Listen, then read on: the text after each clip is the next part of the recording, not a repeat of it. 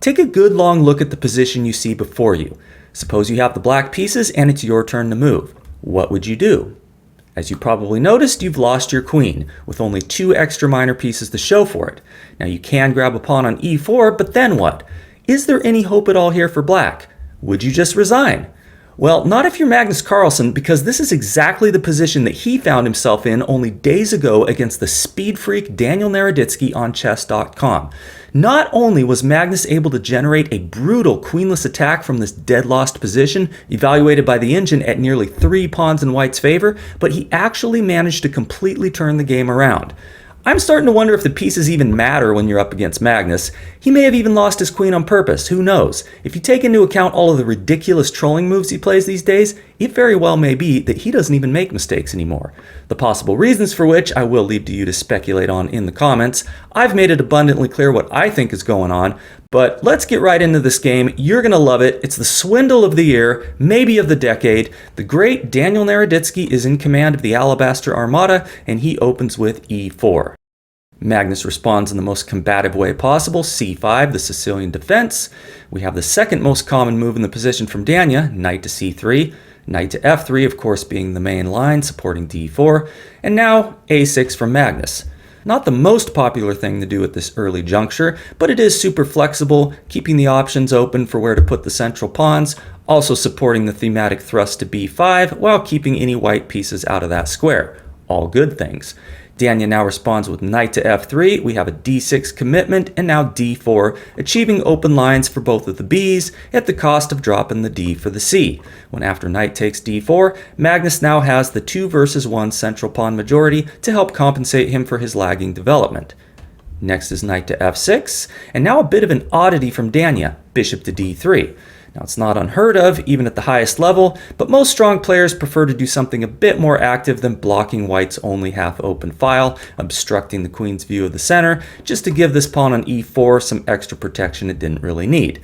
More popular here is bishop to e3, working towards a possible castling on the queen side, followed by your standard pawn storming on the king side. Magnus says, okay, you're playing oddball moves. I think I'm all good to weaken my king side just a bit with g6, preparing the fianchetto of the bishop. And that's pretty much been my rule of thumb in the Sicilian. If white plays anything weird or passive, I'm usually going to play g6, and if he goes for the more mainline moves, then I'm going to play e6 and then develop my bishop to e7. So that's just me. I know a lot of people still enjoy playing the Sicilian dragon variation, which is just fine. It's their funeral. But Dania now decides to play all of the mainline moves, or at least the moves that would be the mainline moves without this bishop sitting here on d3, with f3, bishop to g7, bishop to e3, and after knight to c6, we have a sad confession from Speed Demon Dania that his move bishop to d3 was pretty much useless, as he drops it back to a square that mainline theory would say that it should have been moved to begin with, e2. He's apparently decided that he wants his queen to have a view of the center, which is not without value, but the engine preferred leaving the bishop on d3, just owning it, and then continuing to develop with queen to d2, which after Magnus castles is what Dania now plays. Magnus hits the center with d5, a move that you should strive to play in many a Sicilian position whenever you can get away with it, as Magnus definitely can here. Now Dania could capture on d5, helping black get his knight into the center while activating his bishop, but he instead castles queenside, a move that may be a bit better, but only if after knight takes d4 played by Magnus, white recaptures with the queen, a move that Dania does not play. Now it looks pretty sketchy, I know, placing the queen right in the g7 bishop's line of fire like that, but the point is, this pins the pawn on d5 to the black queen, preventing d takes e4. And if the knight on f6 moves anywhere, then white will be all good to take the pawn on d5 with his queen. So no real danger for white here. The move played in the game, bishop takes d4, is not necessarily a mistake, but it does allow Magnus to inflict upon Dania an isolated pawn with d takes e4. Dania recaptures with the pawn, Magnus puts his bishop on e6, blocking the central e-pawn.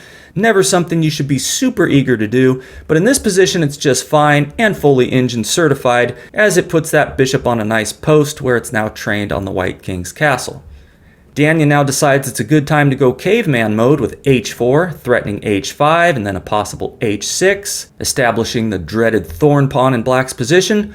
Only trouble is, black can easily prevent that by playing h5 himself. Now, if white's f-pawn were still around, then maybe he could use it to support the move g4, and his pawn storm would not necessarily be totally petered out, as it pretty much is here if Magnus plays h5, locking down that g4 square. So a better move for white would have been h3, supporting g4 that way, but Magnus doesn't play h5. He goes for queen to a5, setting up a potential sacrifice with knight takes e4, knight takes e4, and queen takes a2, threatening checkmate in 1, which would be winning, if in the engine we trust, and I know that we do. Daniel is hip to what's happening though, and he responds queen to g5, inviting a trade of queens, which after the recapture would bring to life his rook on h1 with an attack on the f6 knight. Magnus correctly concludes that that's no way forward, despite the fact that it would leave white with a shattered kingside pawn structure. Can't say that I would have come to the same conclusion, but that's why he's the world's greatest chess goat of all time, and I'm not. Instead, we have b5 blocking that rank. Daniel now jumps at the chance to play his h5, but here it's not nearly as nasty as it once had the potential to be, due to the fact that Magnus is now able to play h6 with an attack on the white queen. And after Daniel moves it to c5, which is not a good square by the way, queen to e3 was much better, Magnus can now play g5, keeping that h-file closed. There's no longer any h6 to worry about, so black's doing just fine here.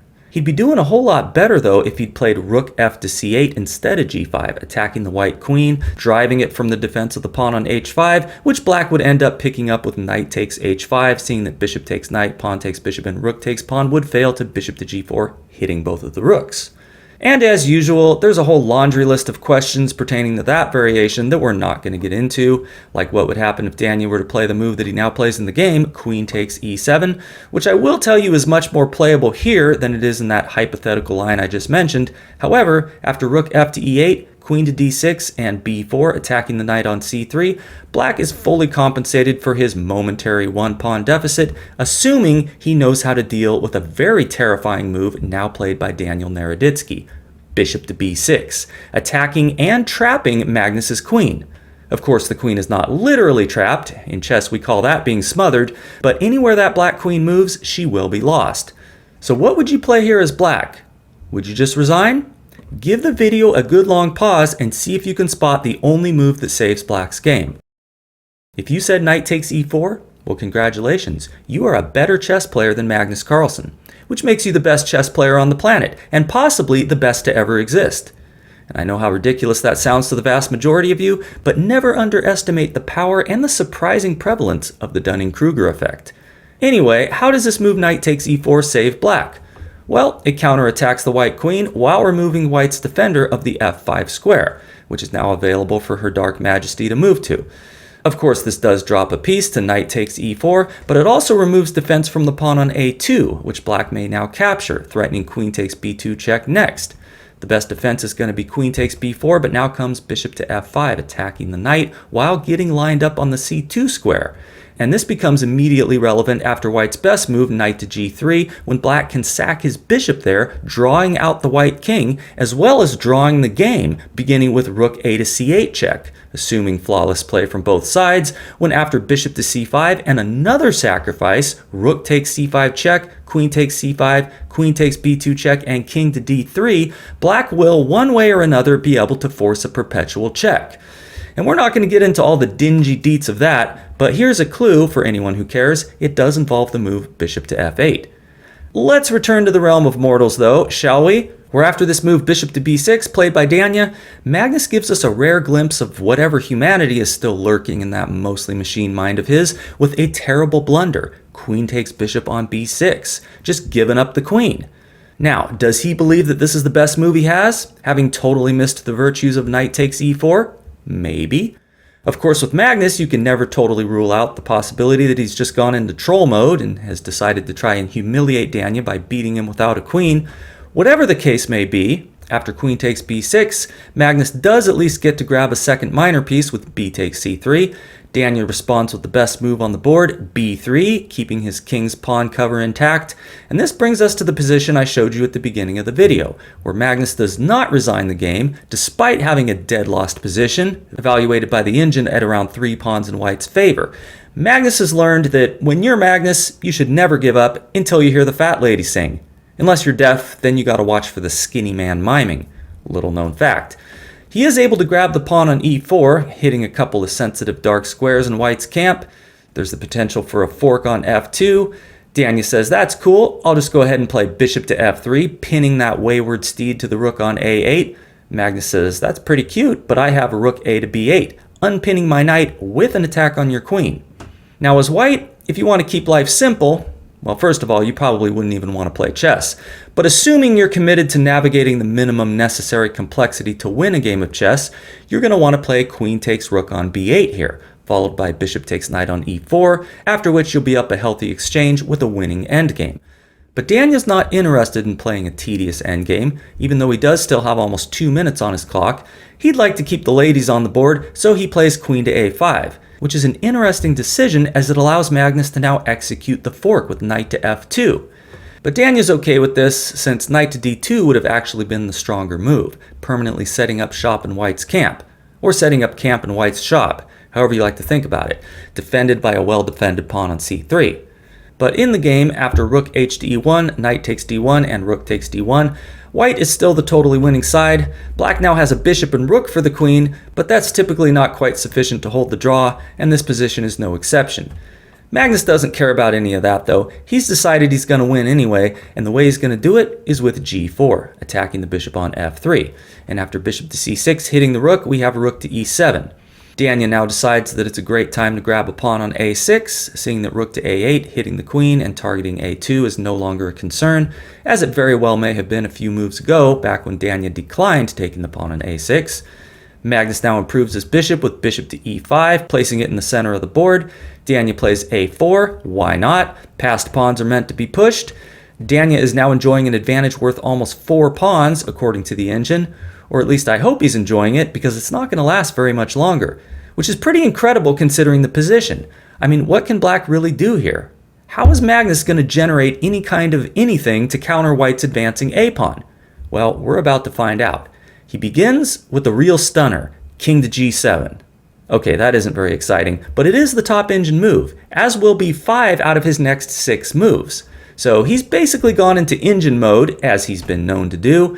Daniel doesn't necessarily know that though. He puts his bishop on b5. It is a good move. He's probably looking for bishop to c4 next to try to get some more pieces off the board. Magnus puts his bishop on f5. We now have bishop to d3 attacking it, but now comes rook to d8. And I think most of you can probably predict what would happen if Daniel were to take the bishop on f5. He would of course lose his rook to bishop to f4 check, driving the king to b1, followed by rook takes d1 check. Daniel can spot tactics like this in his sleep though, and so in the game, he puts his queen on c4, just guarding that f4 square.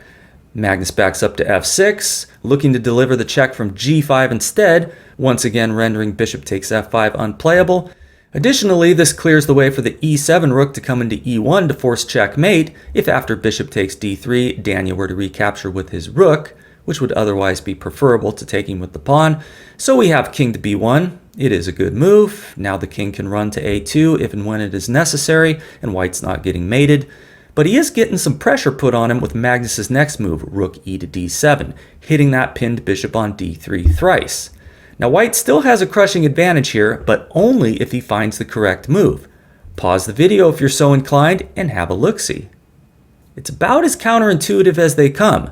The move, not played by Daniel, is rook to f1, just removing defense from that d3 bishop in preparation for bishop takes d3, c takes d3, and rook takes d3 when white can now play queen takes g4 check, which will win the bishop on f6 unless black blocks with that bishop, removing defense from the pawn on c3, the relevance of which can be seen after something as simple as king to c2, when after rook to d2 check, black would be winning, if not for the fact that white can just capture the pawn on c3 with his king.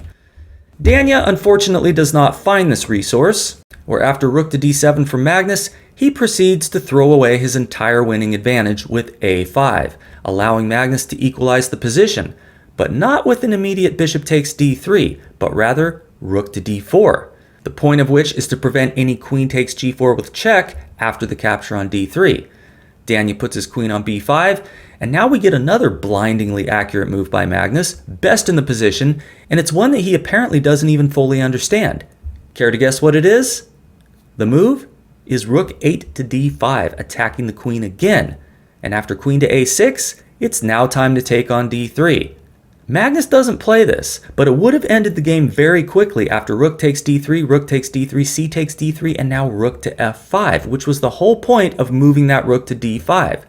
Now it's headed to f2, supporting the passed pawn's advance to c2, and then there's going to be bishop to g5 to usher it into the promised land.